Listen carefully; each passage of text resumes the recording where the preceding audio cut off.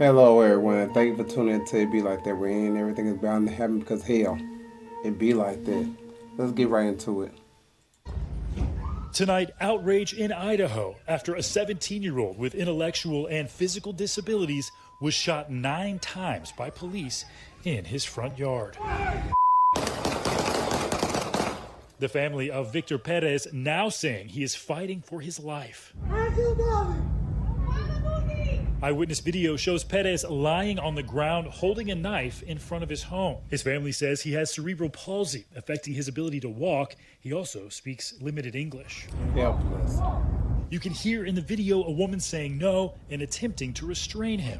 After about 2 minutes, police get there and 4 armed officers begin shouting at Perez to drop the knife. He's then seen struggling to stand up before he moves toward the officers who open fire. His family telling local news outlets he was experiencing a mental health crisis. We understand the concern and emotion. At a news conference Monday night, Pocatello police playing the 911 call made before officers were sent to the home. There is a couple out back behind their shop brandishing a knife. Looks like they're trying to stab someone. He's laying on the ground, he looks like he's on drugs or something. Police also showing a photo of the knife Perez was holding. Officers positioned just outside the yard gave repeated commands for the male to drop the knife. In situations like this, officers must make decisions in seconds. They assess threats, not just to themselves, but to those nearby.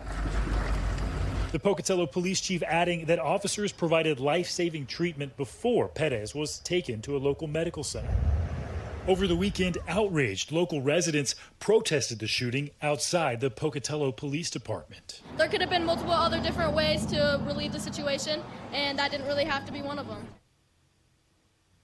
And Stephen Romo joins us now on set. Stephen, what else do we know about Victor's current condition? Yeah, his family members telling local media that he's had several surgeries. He remains in the hospital. Local affiliate KIFI is saying that family members told them that he's had part of his leg amputated as a result of that shooting. And with each of these new details, the community becomes more outraged. Some of the protesters pointing out that there was a chain link fence between Perez and the officers, but police maintain they did what they had to do to protect public safety. But more to come as those investigations keep going. A sad situation that happened. That young man was shot from what the police felt that was necessary, which anybody else in that community felt like that was a little bit overkill. For one, he had a chain link fence between him and the 4 officers. Another thing, it was 4 officers with guns. This 17-year-old young man only had a knife, and he has cerebral palsy. So that means he wasn't able to move, you know what I'm saying, as functional as others would be.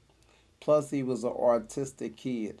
So you see, he wasn't even all the way mentally there.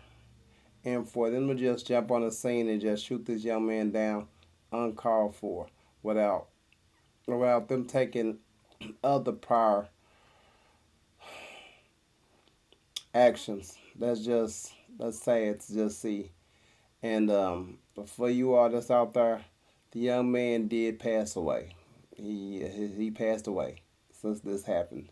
Not just that, but the neighbors in the community that called the police at first, they has even apologized to the family for even calling the police, because they did not know the boy was autistic or was going through a mental break.